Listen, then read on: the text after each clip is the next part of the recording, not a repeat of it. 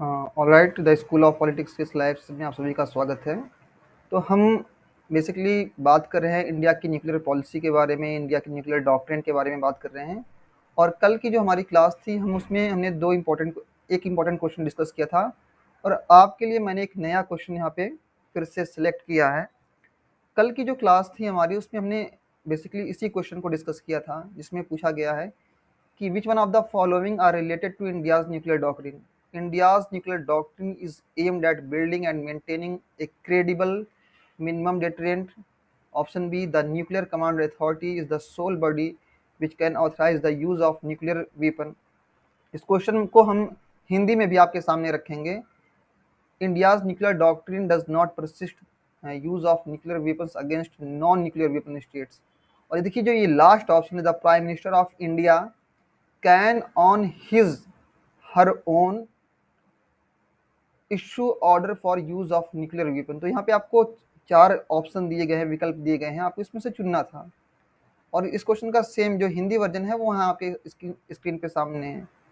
तो कल की क्लास में जब हम इंडिया की न्यूक्लियर डॉक्ट्रिन के बारे में डिस्कस कर रहे थे, तो हमने वहाँ आपको कुछ बेसिक चीज़ें बताई थी इंडिया की न्यूक्लियर डॉक्ट्रिन के बारे में, कि जब 1998 में इंडिया ने अपना न्यूक्लियर टेस्ट कंडक्ट किया, तो उसके बाद से इस एक्टिविटी का एक अलग ही रिस्पॉन्स हमने देखा वर्ल्ड लेवल पे। कुछ कंट्रीज ने हमें सपोर्ट किया, हमारे इस इनिशिएटिव को, कुछ लोग खामोश रहे, और कुछ लोगों ने जो है इस पे स्ट्रिक्ट एक्शन लिया। स्पेशली जो अमेरिका का स्टैंड था बहुत ही निगेटिव था, राइट। देखो, वैसे भी जब भी कोई देश कुछ बड़ा करता है तो उसको अपना स्टैंड क्लियर करना होता है कि आप किस पर्पज से ये सारी चीज़ें करते हैं। अमेरिका ने अगर इराक में इंटरवीन किया तो उसने अपना ये पॉइंट ऑफ व्यू रखा दुनिया के सामने कि इराक के पास में केमिकल वेपन्स हैं, बायोलॉजिकल वेपन्स हैं, ऐसे हथियार हैं जो बड़े पैमाने पे लोगों की ज़िंदगियों को जो है तबाह कर सकते हैं, बर्बाद कर सकते हैं। हालांकि अमेरिका के जो ये दावे थे वो बेकार थे, खोखले थे। और जब हांस ब्लिक्स की चेयरमैनशिप में वहाँ पे कमेटी बनी, तो उसमें ऐसा कुछ वहाँ पे पाया नहीं गया। तो इंडिया के सामने तो सबसे बड़ा चैलेंज ये भी था कि जो आपने खुद को एक न्यूक्लियर पावर के तौर पे इस्टेब्लिश कर दिया, लेकिन आपने किस पर्पज से, किस उद्देश्य से, किस मंशा से इस टेस्ट को कंडक्ट किया है, इसके क्या मायने हैं, ये दुनिया के सामने आपको बताना था। क्योंकि आपने जैसे ही इंडिया ने टेस्ट को कंडक्ट किया, यहाँ का जो साउथ एशिया रीजन है, इसका बैलेंस ऑफ पावर चेंज हो गया। और साथ ही साथ में हम देखते हैं ठीक लगभग 15 दिन के बाद जो है पाकिस्तान भी टेस्ट को कंडक्ट करता है, न्यूक्लियर टेस्ट को। तो ये सारी चीज़ें बहुत जो थी, बहुत ही जो वो दौर था, इंडिया और पूरा विश्व जो है उतार चढ़ाव की स्थिति से गुजर रहा था उस कंडीशन से। तो इंडिया ने फिर क्या किया, उस टेस्ट को कंडक्ट करने के बाद हम देखते हैं कि इंडिया ने अपना न्यूक्लियर डॉक्ट्रिन जो है दुनिया के सामने रखा। और उस न्यूक्लियर डॉक्ट्रिन को इंडिया ने कब दुनिया के सामने रखा, कब उसको एज ए डॉक्ट्रिन पेश किया, 2003 में, 4 जनवरी 2003 को। और उस डॉक्ट्रिन में इंडिया ने बताया कि हम जो है, जो हमने न्यूक्लियर टेस्ट कंडक्ट किया है, इसमें हम ऐसा नहीं कि बहुत बड़े पैमाने पे हम जो है न्यूक्लियर वेपन्स को इकट्ठा करने जा रहे हैं। हम उतने ही इकट्ठा करेंगे ताकि खास तौर पे चाइना और ये जो पाकिस्तान है, जो हमारे करीबी दुश्मन हैं, जब भी हम पर आक्रमण करे तो वो इस बात के लिए सचेत रहें, इस बात के लिए अवेयर रहें कि अगर हमने कुछ गलत कदम उठाए तो उसका जो अंजाम होगा बहुत ही बुरा होगा। मतलब एक तरह से क्या कि आपको ये सामने वाले को बताना है, ये दिखाना है कि हम सक्षम हैं अपनी सिक्योरिटी को, अपने देश की सॉवरेंटी को, अपने देश की इंटीग्रिटी को जो है हम सिक्योर करने के लिए कैपेबल हैं। और आपको मालूम है 1962 में चाइना ने हमारे ऊपर अटैक किया था, और उसने फिर 1964 में जो है न्यूक्लियर टेस्ट कंडक्ट किया था। और फिर हम देखते हैं 1965 में क्या है कि पाकिस्तान ने और हमारे ऊपर अटैक किया था। और 1971 में भी हम देखते हैं कि पाकिस्तान और इंडिया के बीच में लड़ाई होती है। और 1990 के दशक आते आते हम देखते हैं कि यूएसएसआर जो है उसका विघटन हो जाता है, वो कोलैप्स कर जाता है। तो इंडिया बिल्कुल अलग थलग पड़ गया था। और एक चीज़ ये भी कि इंडिया के सामने ये चैलेंज था कि जितने भी ये जो वेस्टर्न कंट्रीज़ है, जो सुपर पावर हैं, वो इंडिया के ऊपर दबाव बना रहे थे, जैसे कि वो भी ईरान के ऊपर में दबाव बना रहे हैं कि आप एनपीटी के ऊपर में साइन करिए, एनपीटी के ऊपर में साइन करिए, और एनपीटी के ऊपर इंडिया साइन कर देता तो फिर वो ये न्यूक्लियर टेस्ट को कंडक्ट नहीं कर पाता। और अल्टीमेटली इंडिया ने अपने कदम अपने जो है अपने घुटने उनके सामने नहीं टेकी और अपनी क्षमता का प्रदर्शन किया, दिखाया कि हम जो है निगोशिएट करने वालों में से नहीं हैं, हम अपने लेवल पे अपनी सिक्योरिटी को इंश्योर कर सकते हैं।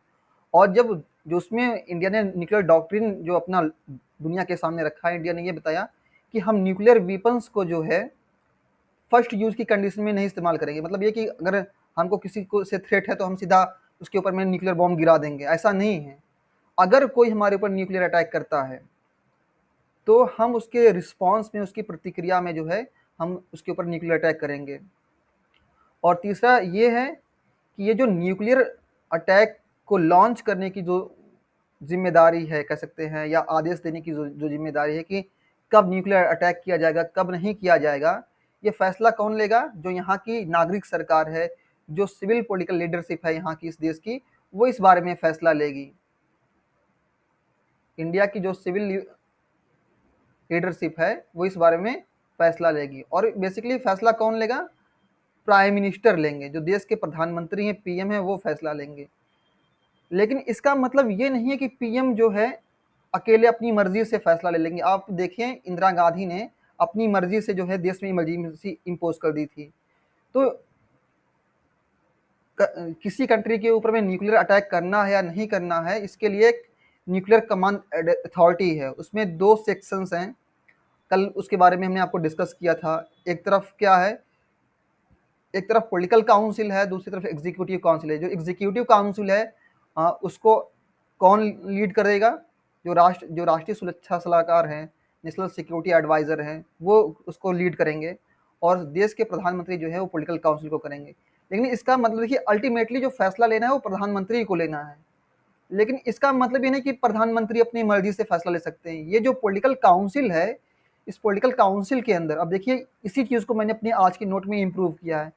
तो ये जो पॉलिटिकल काउंसिल है इसमें ठीक है प्राइम मिनिस्टर हैं जो अल्टीमेट जो अंतिम फैसला जो वही लेंगे, लेकिन इसमें और भी मेंबर्स हैं।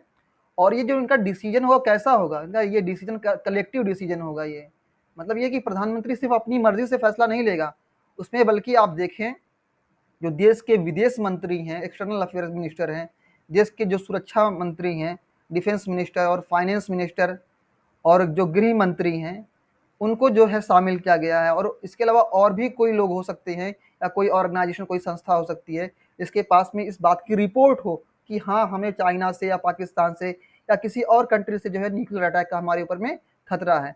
तो ये आपस में बैठ के एक सीक्रेट मीटिंग करेंगे और यहाँ पे कलेक्टिव डिसीजन होगा। कैसा होगा? Collective decision. यानी कि प्रधानमंत्री ने कहा कि नहीं लॉन्च करो तो लॉन्च हो जाएगा, ऐसा नहीं है। यहाँ पे क्या कि जो फैसले होंगे वो कलेक्टिव डिसीजन के जरिए से लिए जाएंगे। और फाइनली उसको कौन एग्जीक्यूट करेगा? जो एग्जीक्यूटिव काउंसिल है, जिसको जिसको देश के राष्ट्रीय सुरक्षा सलाहकार जो है उसको गवर्न कर रहे हैं, उसको लीड कर रहे हैं। और यहाँ ये जो प्रश्न पूछा गया था 2023 में प्रश्न ये पूछा गया है शिफ्ट 3 में, इसमें अगर ऑप्शन की बात करें तो ए बी सी इसमें सही है। ऑप्शन यहाँ आपके ऑप्शन जो इसमें तीसरा है ए बी सी, ये तीसरा ऑप्शन सही, सॉरी ये दूसरा जो ऑप्शन है ए बी सी ये सही है। ऑप्शन डी क्यों गलत है? इसमें प्रधानमंत्री ये फैसला लेगा, लेकिन ये देखिए जो क्वालिफाइंग टर्म है ऑन हिज हर ओन, मतलब अपने दम पे वो फैसले नहीं ले सकते हैं। जब भी फैसला होगा कलेक्टिव डिसीजन होगा। तो यहाँ तक तो चीज़ें आपको क्लियर समझ में आ गई। और यहाँ देखिए इंडिया क्रेडिबल मिनिमम डेटरेंस को यूज़ करेगा। और ये जो न्यूक्लियर कमांड अथॉरिटी है, मैंने आपको अभी बताया कि न्यूक्लियर कमांड अथॉरिटी में 2 चीज़ें हैं।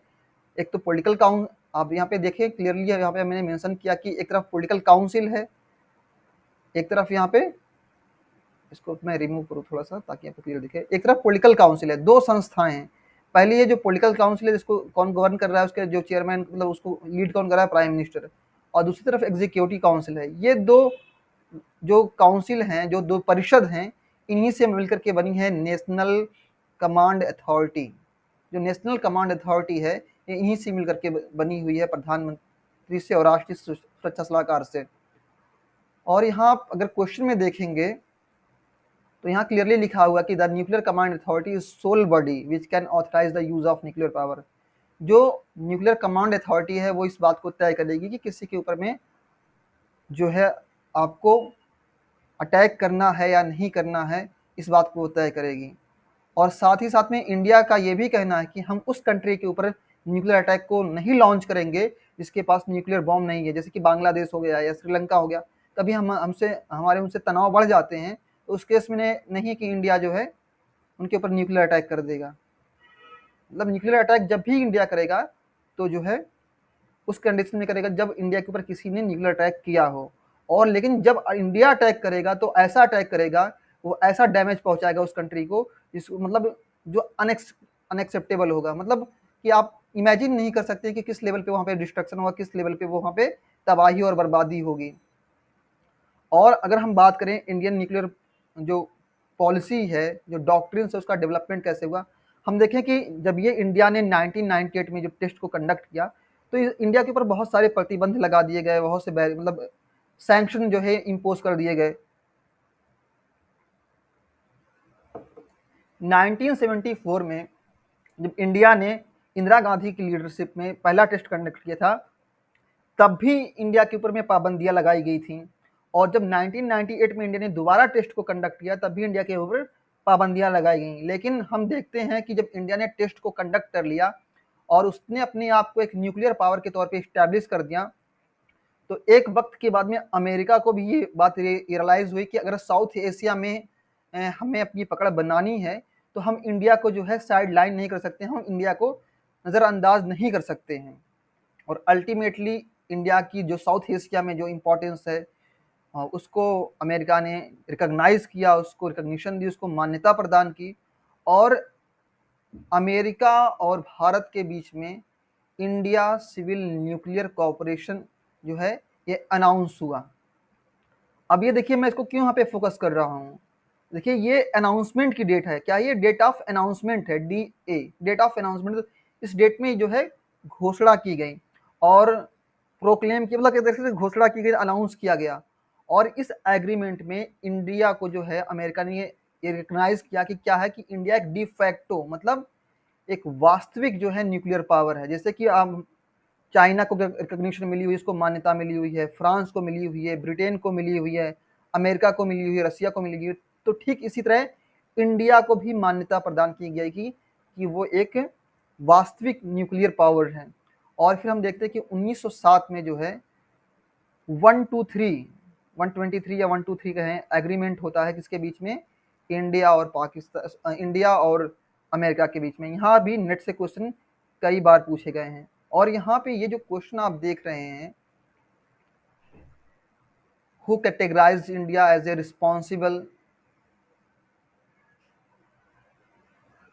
Responsible state with advance nuclear technology. अगर इस क्वेश्चन की अगर हम बात करें यहाँ पे, तो इस क्वेश्चन में अगर आप देखेंगे तो यहाँ पे पूछा गया कि ये किसने कैटेगराइज किया, किसने भारत को चिन्हित किया है।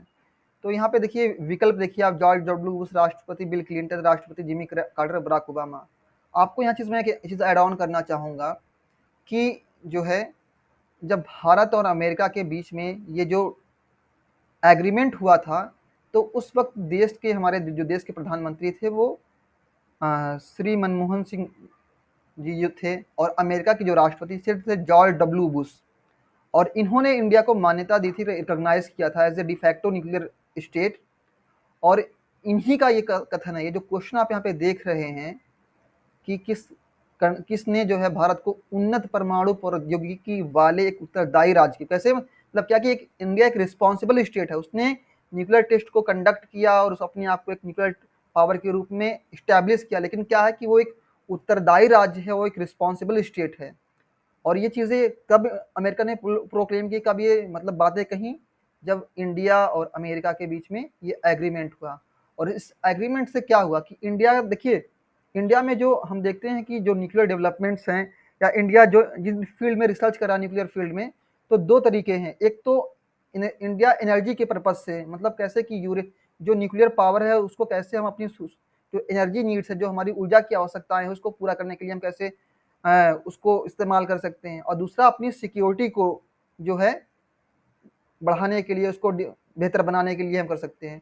तो इंडिया ने क्या किया, उन उन रिएक्टर्स को हम कह सकते हैं, या उन क्षेत्रों को इंडिया ने इंटरनेशनल एटॉमिक एजेंसी के अंडर में रख दिया एग्रीमेंट के बाद में, जो सिविल पर्पस के लिए थी, और जो सेंटर्स जो है बेसिकली मिलिट्री पर्पज के लिए थे, उसको इंडिया ने उससे बाहर रखा। मतलब इंडिया ने अपने ओवरऑल जितने भी उसके न्यूक्लियर प्लांट्स थे उसको दो कैटेगरी में डिवाइड कर दिया, जहां पे एक तरफ मिलिट्री पर्पज के लिए जो इस्तेमाल होते थे उसने इंडिया ने उसको उस एग्रीमेंट के अंदर नहीं रखा, और जो सिविल पर्पज के लिए थे उसको इंडिया ने उसके उस एग्रीमेंट के अंदर के रखा। तो एग्रीमेंट के अंदर के रखने का मतलब ये कि जो इंटरनेशनल एटॉमिक एजेंसी है वो इस चीज़ को मॉनिटर करके आके देख सकती है कि इंडिया इन चीज़ों पे कैसे रिसर्च कर रहा है, किस तरीके से जो है वो अपना टेक्नोलॉजिकल डेवलपमेंट, तकनीकी विकास कर रहा है, और कैसे यूरेनियम को इनरिच कर रहा है, और सारी चीज़ें जो इस फील्ड में पॉसिबल हो सकती हैं। और अल्टीमेटली फिर हम देखते हैं कि 1974 में, मतलब सॉरी 2008 में हम देखते हैं, 2007 में जो है एग्रीमेंट हुआ, और 2008 में अमेरिका ने उन सारी पाबंदियों को, उन सारे सैंक्शन को इंडिया के ऊपर से हटा दिया, रिमूव कर दिया, जो इंडिया के ऊपर 1974 में लगी थी। तो देखो आप इंडिया की जर्नी को देखो कि इंडिया ने कितना लंबा सफर तय किया।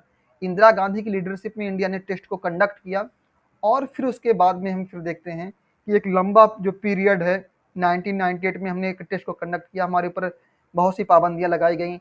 हमें जो है, जब इंडिया ने टेस्ट कंडक्ट किया था उसके पीछे, जब इंडिया ने पहला टेस्ट कंडक्ट किया था, तब भी जो है इंडिया को रोकने के लिए आप देखते हैं 1974 में एनएसजी बनाया गया था। अगर एग्जाम में क्वेश्चन ये भी पूछा गया है यूजीसी एग्जामिनेशन में कि एनएसजी कब बना था, तो एनएसजी जब 1974 में इंदिरा गांधी की लीडरशिप में इंडिया ने टेस्ट को कंडक्ट किया था, तो ठीक उसी टाइम में इंडिया को आगे रोकने के लिए जो है हम देखते हैं कि एनएसजी बनाया गया, न्यूक्लियर सप्लायर ग्रुप को बनाया गया, और उसके बाद में फिर हम देखते हैं कि इंडिया के ऊपर बहुत सी पाबंदियां लगाई गई, खासतौर पे अमेरिका और कनाडा जिन्होंने इंडिया को रिएक्टर दिया था, उसने इंडिया के ऊपर में सैंक्शन इम्पोज किए। और अगर हम बात करें एज ऑफ नाउ, अगर इंडिया के केस में अगर हम देखें, तो आप देखें इंडिया की अगर हम बात करें,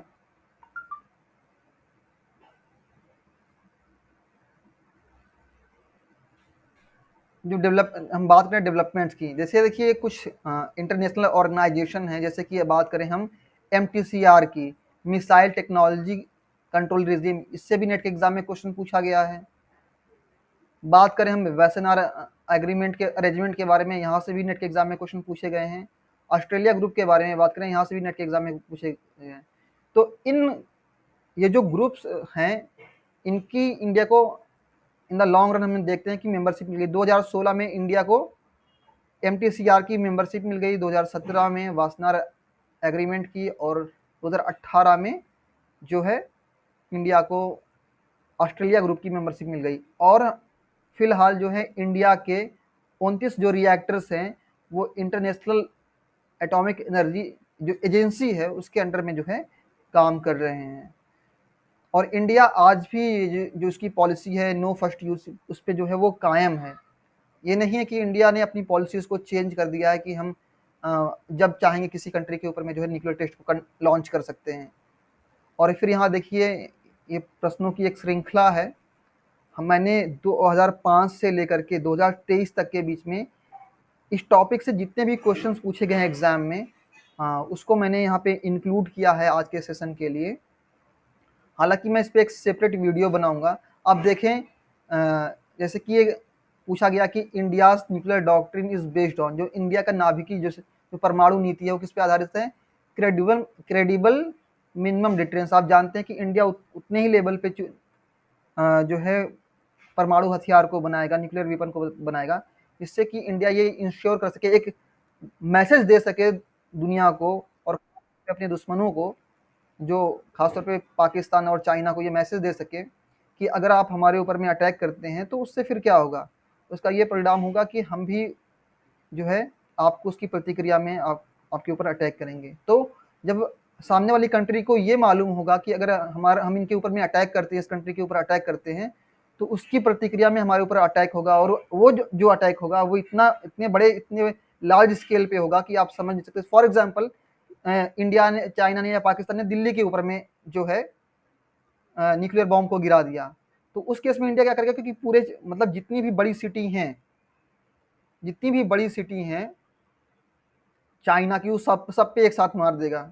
मतलब जो अब तो फिर मतलब क्या कि फिर तो वो चीज़ें रुकने वाली नहीं है, किस लेवल पे वो अटैक होगा मतलब आप इमेजिन नहीं कर सकते हैं। और इसके लिए मैंने आप मेरा यूट्यूब चैनल देखेंगे द स्कूल ऑफ पॉलिटिक्स का, उस पे एक मैंने और वीडियो बनाई थी, यहाँ पे एक सेपरेट मैंने वीडियो बनाई थी, 2-3 मिनट की वीडियो है। मैं आपको वहाँ पे हिंट दे रहा हूँ, आप ज़रूर जाके देखिएगा। और वहाँ से एग्ज़ाम में क्वेश्चन पूछे गए हैं, मैं इसलिए आपको थोड़ा सा हिंट दे रहा हूँ, क्योंकि देखिए वही चीज़ को हम फिर से रिपीट करेंगे तो ये चीज़ें बेहतर नहीं हैं। आप चैनल पे जाइएगा, वहाँ पे आप सिंपली सर्च करिए द स्कूल ऑफ पॉलिटिक्स, और वहाँ पे एक वीडियो है, एग्ज़ाम के पॉइंट ऑफ व्यू से इम्पॉर्टेंट है, वहाँ से कई बार क्वेश्चन पूछे गए हैं, इसलिए मैं उसका रेफरेंस दे रहा हूँ।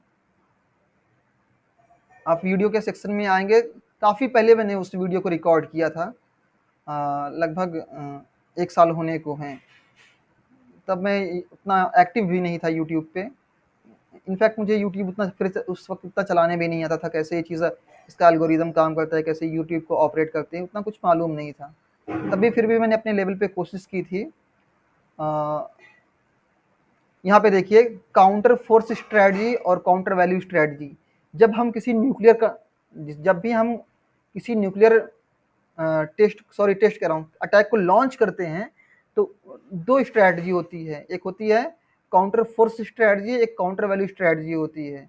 तो इसको आप इस वीडियो को देखिएगा, मतलब 1 मिनट की वीडियो, आप इसको वहाँ पे देख लीजिएगा, वहाँ से आपको एक आइडिया हो जाएगा। और ये जो क्वेश्चन है दिसंबर 2005, मतलब इसको कई बार एग्जाम में पूछा गया है। और बाकी कुछ क्वेश्चन को जो है हम आज की क्लास में देख लेते हैं, जो एग्जाम के पॉइंट ऑफ व्यू से इंपॉर्टेंट है। हमने तो लेटेस्ट क्वेश्चन को इंक्लूड कर लिया आज के सेशन में। एक्चुअली मैंने आज अपनी नोट्स को अपडेट किया ताकि जो है क्लास के सामने मैं उन क्वेश्चन को रख सकूं। और आप देखिए, ये one of the most important concept है और यहाँ से कई बार क्वेश्चन आए हैं, तो इस टॉपिक को अच्छे से आप तैयार करके जाइएगा। इसके अलावा एक चैप्टर और है डिसआर्मामेंट का, आप देखेंगे डिसआर्मामेंट को आप इससे मिला करके देखेंगे। मैं सोच रहा हूँ कि एक क्लास जो है डिसआर्मामेंट पे भी हम ले लें, इससे क्या होगा कि ये जो पूरा पोर्शन है वो कंप्लीट हो जाएगा। कंप्लीट इन द सेंस, इसमें देखिए अभी जैसे कि हमने बात की इंटरनेशनल एटॉमिक एजेंसी के बारे में बात की, तो ये इंटरनेशनल, यहाँ से क्वेश्चन नेट के एग्जाम में पूछा गया था कि ये जो इंटरनेशनल एटॉमिक एजेंसी कब बनी थी। आप देख रहे हैं 1957 में। इसका हेडक्वार्टर कहाँ है, वीना ऑस्ट्रिया में है। और वो कौन कौन सी ऐसी कंट्रीज है जिन्होंने पीटीबीटी या एनपीटी पे, सीटीबीटी पे जो है साइन नहीं किए हैं, यहाँ से भी क्वेश्चन आता है। तो ये सारे क्वेश्चन को, तो मेरे पर्सनल नोट्स हैं, जब मैं तैयारी कर रहा था इलाहाबाद में नेट जीआरएफ के लिए, तो उस टाइम ये मैंने नोट्स बनाए। ये मेरे पर्सनल नोट्स है, काफ़ी हैंडी हैं और बहुत ही शॉर्ट हैं। और आप देखेंगे ये जो डिसआर्मामेंट का पूरा जो चैप्टर है, इसको हमने इस नोट्स में क्रोनोलॉजिकल ऑर्डर में ऑर्गेनाइज किया है। एटम फॉर पीस से कई बार क्वेश्चन पूछे गए हैं। इन सारी चीज़ों को हम कल की क्लास में बहुत डिटेल में डिस्कस करेंगे। ओपन स्काई से क्वेश्चन आया हुआ था, ओपन स्काई प्लान से, लेकिन इंडिया ने कब साइन किया और अमेरिका के बीच में क्या, मतलब उसमें क्या कनेक्शन था, इससे क्वेश्चन पूछा गया था। और आप देखिए एनपीटी की बात करें, आप एनपीटी की बात करें, या फिर आप देखिए साल्ट एग्रीमेंट के बाद, साल्ट ट्रीटी की बात करें, और अभी मैंने आपको बताया, ये हमने इस आज की क्लास में डिस्कस किया था, कल की भी क्लास में डिस्कस किया था कि बायोलॉजिकल जो वीपन्स हैं उसके बारे में साल्ट से कई बार क्वेश्चन पूछे गए हैं। और आईएनएफ ट्रीटी से भी क्वेश्चन पूछे गए। पूरा हमने जो है सारी चीज़ों को, 2 से 3 पेज का डॉक्यूमेंट है ये, इसमें सारी चीज़ों को हमने कवर कर लिया है। और हम इस पर एक अच्छी सी हम प्रेजेंटेशन देंगे आपको। और इससे फिर क्या होगा कि जो आपकी तैयारी है, देखिए हमें 2 पॉइंट ऑफ व्यू से देखना है। आपको क्या करना है, एग्जाम के लिए आपको इंडियन फॉरेन पॉलिसी को और आईआर को एक साथ मिला करके पढ़ना है, क्योंकि इंडियन फॉरेन पॉलिसी के अंदर जो डेवलपमेंट्स हो रहे हैं वो उसी एटमॉस्फेयर में हो रहे हैं, उसी कोल्ड वार के पीरियड में हो रहे हैं। तो कोल्ड वार पीरियड, देखिए आखिर इंडिया जो है नॉन अलाइनमेंट मूवमेंट की वकालत क्यों करता है, वो क्यों उसने उस मूवमेंट को लॉन्च किया, ये चीजें आपस में इंटरकनेक्टेड हैं। अगर जो है जब 1965 में या 1971 में इंडिया और पाकिस्तान के बीच में जब लड़ाई होती है, तो पाकिस्तान को फेवर क्यों कर रहा है, अमेरिका। आखिर क्या फैक्टर्स हैं, क्यों उनको आपको मैंने कल की क्लास में बताया था कि ये जो सीटो और सेंटो ऑर्गेनाइजेशन है, इसका मेंबर था। ये एक तरह से मिलिट्री ऑर्गेनाइजेशन, जिसे आपने सुना होगा नाटो के बारे में सुना होगा, इसको 4 अप्रैल 1949 में इसको इस्टेब्लिश किया गया था। तो ये सब मिलिट्री ऑर्गेनाइजेशन थे उस टाइम में, और ये इनका बेसिकली क्या पर्पस था कि ये अमेरिका के डोमिनेंस को इंश्योर कर रहे थे, और साथ ही साथ में रसिया को ये कंटेन कर रहे थे, जो उसके कम्युनिज्म था, जो साम्यवाद के प्रसार को जो है रोकने के लिए सारे जो है ऑर्गेनाइजेशन, मिलिट्री ऑर्गेनाइजेशन बनाए गए थे। तो ये सारी जो चीज़ें एग्जाम के पॉइंट ऑफ व्यू से, अब देखिए जो ट्रीटी ऑफ ये जो ट्रीटीज जितनी भी हैं, वासनार एग्रीमेंट के बारे में मैंने पूरी चीज़ों को एकदम अच्छे से कवर किया है। ये सारी चीज़ें आप देखेंगे कल जो है कल की क्लास में, क्योंकि आज की क्लास में हम बेसिकली हम आपको एक ओवरव्यू दे रहे हैं, और आज की क्लास में हम वो कुछ क्वेश्चंस को देखेंगे जो एग्जाम के पॉइंट ऑफ व्यू से। मैं आपको एक हाईलाइट दे रहा हूँ कि कल की क्लास में हम क्या डिस्कस करने वाले हैं, और मैं कन्विक्शन के साथ कह सकता हूँ कि ये 2 टॉपिक अगर आप पढ़ करके जाएंगे तो कम से कम आप 2 क्वेश्चन एग्जाम में ज़रूर बना करके आएंगे, क्योंकि इस टॉपिक से हमेशा क्वेश्चन होते हैं। आप पिछले 5 साल के पेपर का एनालिसिस करके देखिए, 2018 से जब से सिलेबस चेंज हुआ है यूजीसी नेट एग्जामिनेशन का, आप उसको उठा के देखें तो आपको एक आइडिया हो जाएगा कि ये ऐसे 2 सुपर हिट टॉपिक हैं जहाँ से हमेशा क्वेश्चन रहे हैं। और मैंने देखिए सारी चीज़ों को क्रोनोलॉजिकल ऑर्डर में ऑर्गेनाइज किया है। 2017 से क्वेश्चन है, 18 से क्वेश्चन है, मतलब 2004 से लेकर के जो 2023 तक के बीच में जितने क्वेश्चन वो हमने आपके सामने रख दिए। देखिए 2021 में क्वेश्चन, अब देखिए 2021 का क्वेश्चन, अभी हमने एमटीसीआर के बारे में आपसे बात की है ना, तो इंडिया किसका मेंबर नहीं है, एमटीसीआर का मेंबर बन गया है, वासनार एग्रीमेंट का एमटीसीआर का मेंबर बन गया है, ऑस्ट्रेलिया ग्रुप का। अभी मैंने आपको क्लास में बताया कि इंडिया जो है एमटीसीआर का बना है, ठीक है ना, कब बना है, 2016 में बना है। और ऐसे ही मतलब एमटीसीआर की बात करें, देखिए ना आप इस क्वेश्चन को कि India is not a member of which multilateral export control regime. India किस मल्टीलैटरल एक्सपोर्ट कंट्रोल रिजिम का सदस्य नहीं है। इंडिया एनएसजी का मेंबर नहीं है, क्यों, क्योंकि इसमें चाइना है, और चाइना इंडिया को अंदर आने नहीं दे रहा है, इंडिया को जो है रोक रहा है आने से, ठीक है। देखिए यहाँ पे क्लियर मेंशन किया गया है, आंसर भी मैंने मेंशन कर दिया कि एमटीसीआर को 2016 में, वासनार एग्रीमेंट में 2017 में, ऑस्ट्रेलिया ग्रुप में 2018 में। तो ये समकालीन प्रश्न है, कंटेम्प्रेरी क्वेश्चन है जो एग्जाम के पॉइंट ऑफ व्यू से जो है। और ये जो नोट्स है ना, इसमें एक एक जो लाइन जो लिखी गई है वो एक एक लाइन इंपॉर्टेंट है आपके एग्जाम के पॉइंट ऑफ व्यू से। तो आप जो है इन चीज़ों को पढ़ें, साथ में रिवीजन करें, और जो साथ ही साथ जो प्रीवियस ईयर के जो क्वेश्चन पेपर्स हैं उसको सॉल्व करें। आइए हम कुछ क्वेश्चन को देखेंगे, उसके बाद इस सेशन को हम जो है फिनिश करेंगे आज की क्लास को। वैसे मैं सोच रहा हूँ इस टॉपिक पे एक सेपरेट वीडियो बनाने के लिए, इससे ये रहेगा कि मैं अपनी पोटेंशियल को और अच्छी तरीके से उसमें यूज़ करूँगा, और जो चीज़ें छूट रही हैं उसको भी मैं इंक्लूड करने की कोशिश करूँगा। जैसे कि आपने P5 के बारे में सुना होगा, लेकिन P5+1 के बारे में क्या आपने कभी सुना है? P5+1 के बारे में जापान के बारे में ये कहा जाता है कि जापान एक ऐसा देश है, या हालांकि इसमें आंसर जर्मनी है। जापान के बारे में एक ऐसा कहा जाता है कि एक ऐसा देश है जो विदिन 5 मिनट, कितने, विदिन 5 मिनट में न्यूक्लियर वेपन को डेवलप कर सकता है, विदिन 5 मिनट। लेकिन जापान ने कभी भी अपने आप को ये क्लेम नहीं किया कि एक वो न्यूक्लियर स्टेट है। उसके इंटेंशन कुछ और हैं, कुछ अलग हैं, लेकिन उसमें क्षमता बहुत है, पोटेंशियल बहुत है। यहाँ पे मैं ऐसा करूँगा कि मैं इस पर एक सेपरेट वीडियो बनाऊँगा, इससे ज़्यादा चीज़ें अच्छी होंगी और बेहतर होंगी। तो अगर यहाँ तक अगर आपको कोई कॉन्सेप्ट नहीं समझ में आया हो, कोई चीज़ें ना समझ में आई हो, कोई डाउट हो तो बताएं आप। मैं रिकॉर्डिंग को ऑफ कर रहा हूँ और हाउस ओपन है। कल और आज हमने जो डिस्कशन किया